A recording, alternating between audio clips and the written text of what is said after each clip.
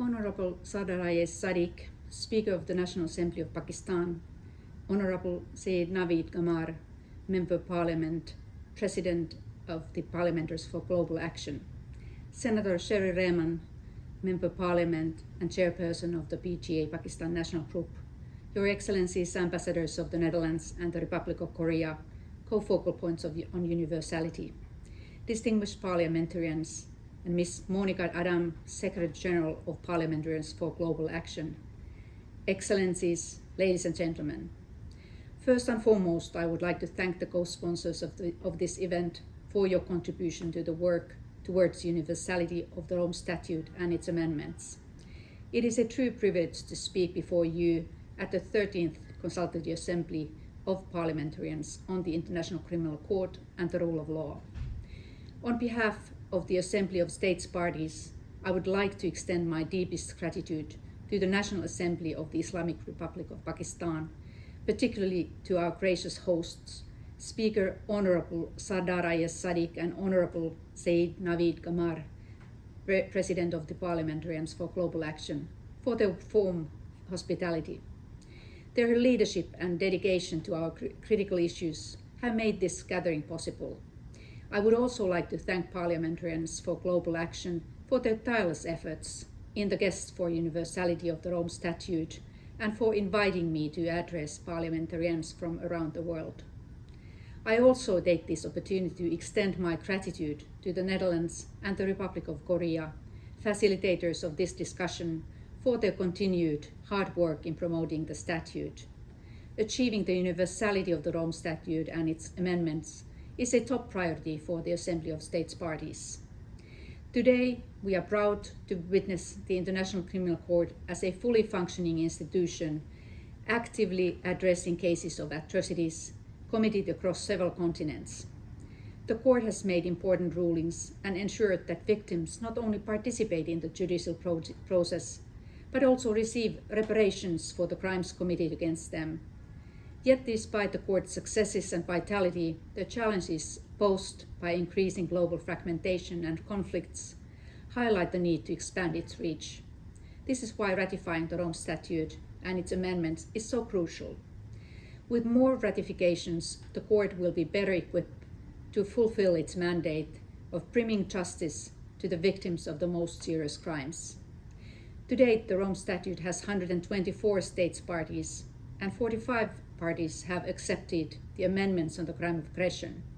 On Friday, we have witnessed the deposit of the instrument of ratification by Ukraine, which will bring the number of states parties to 125. This is an important achievement, but more is needed. The legitimacy and efficiency of the court depend on the breadth of its support. Every new state that ratifies the statute sends a powerful signal of support for a rules-based international system. States gain the right to actively participate in shaping its future throughout the Assembly of States Parties.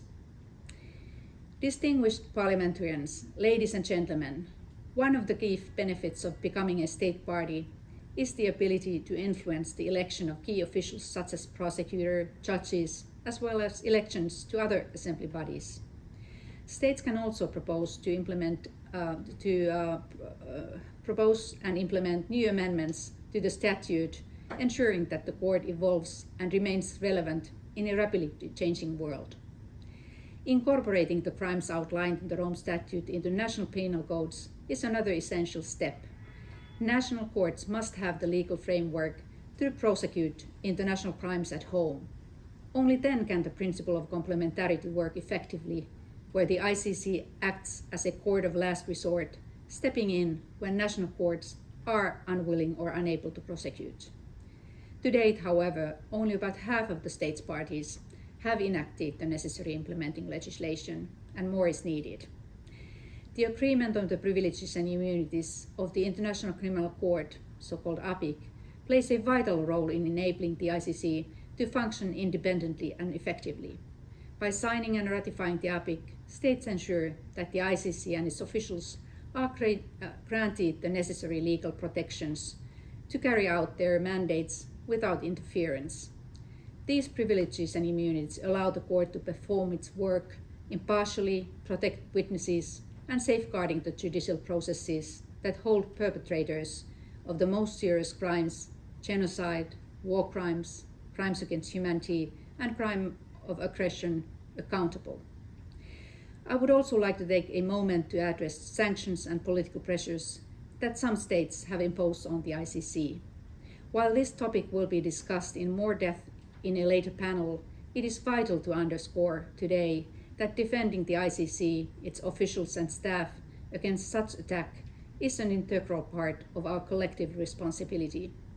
The court's mandate is to deliver justice to victims of atrocities that deeply shock the conscience of humanity, and we must all work to safeguard its independence, integrity, and impartiality. Distinguished parliamentarians, ladies and gentlemen, in conclusion, I encourage you all to use positions to advocate for ratifications of the Rome Statute and its amendments. Together, we can build a stronger international justice system, one that ensures accountability, delivers justice to victims, and upholds the rule of law.